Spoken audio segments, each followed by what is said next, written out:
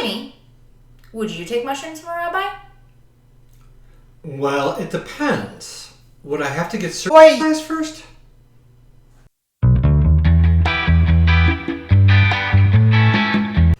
Hi, I'm Jimmy. And I'm Ashley. Welcome to our psychedelic news show, Psyched for the Week. Our Psyched 4 stories this week include the magic mushroom rabbi remains unfazed by his arrest, Canada moves forward with a new approach to the war on drugs, Oregon Psilocybin Advisory Board rejects the Entheogenic Practitioner recommendations, and a new psilocybin research study is announced for adults suffering from autism. Ashley, what do you have for our first story?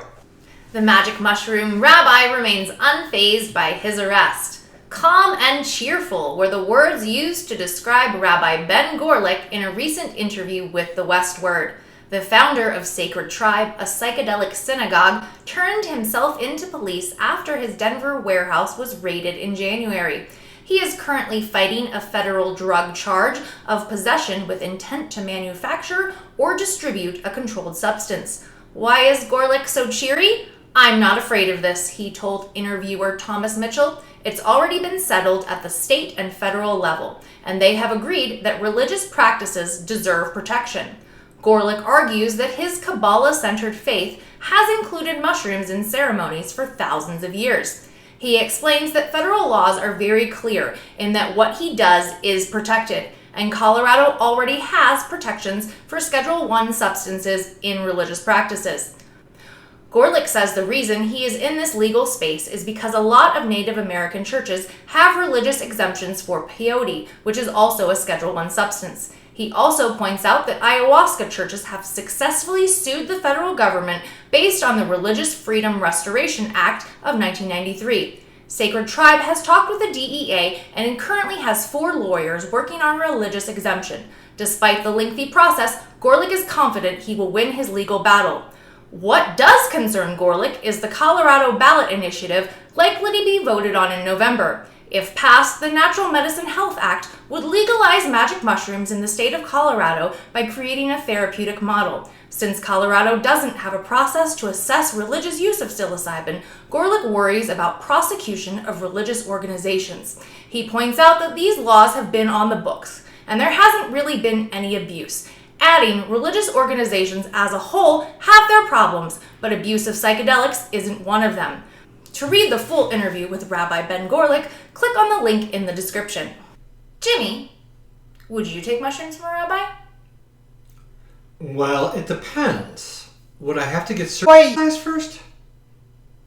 20 years ago, the groundbreaking series and personal favorite The Wire premiered on HBO and brought a realistic portrayal of the war on drugs to the general public. One of the plot points of the series was the realization that the traditional war on drugs had been a failure. A rogue police commander essentially legalized drugs in certain parts of the city with quite positive results. The fictional experiment was cut short when higher-ups realized the public relation nightmare that would soon be approaching. This week, the Canadian province of British Columbia announced they would be decriminalizing possession of all drugs. This includes what some consider to be harder drugs. That would include cocaine, heroin, fentanyl, and MDMA. British Columbia has experienced major issues with overdoses in the past couple of years. The main culprit for these overdoses is an increase in toxicity of the drugs as the illegal supply has become quite tainted with other substances. Even deadly drugs like fentanyl are now being cut with substances such as barbiturates, forcing users to play Russian roulette with what they purchase off the street.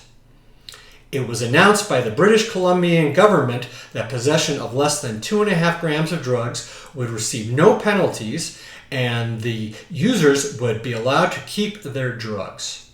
Originally, British Columbia asked for higher limits, but the Canadian national government took a strict stand at the 2.5 gram limit.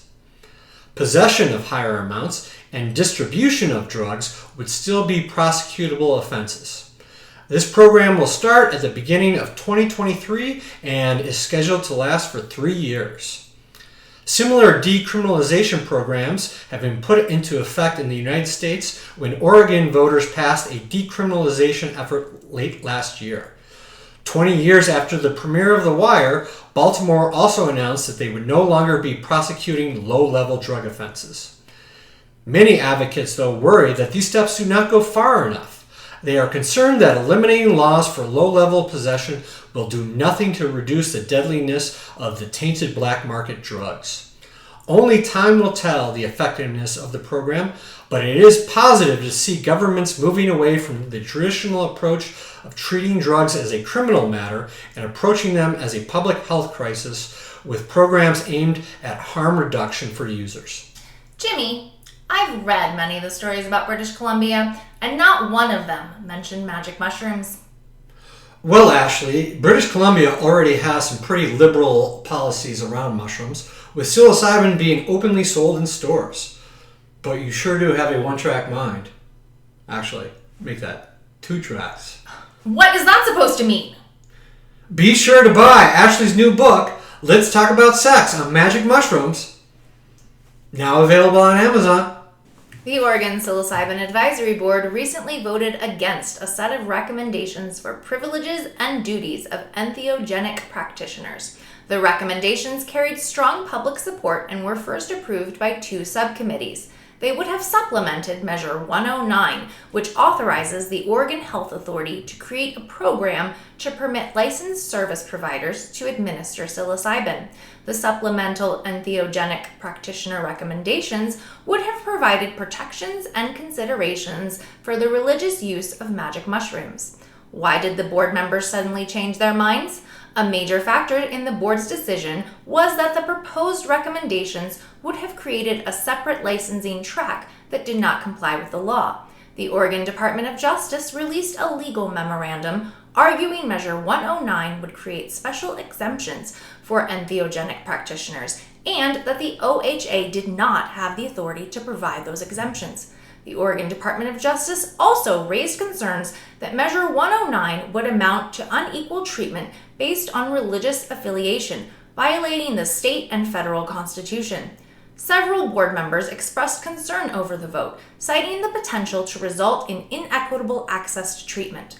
Dr. Rachel Knox, an advisory board member and leader of the Equity Subcommittee, did not approve the entire framework, but does support a narrower vote that would authorize the community practitioners segment of the entheogenic practitioner recommendations.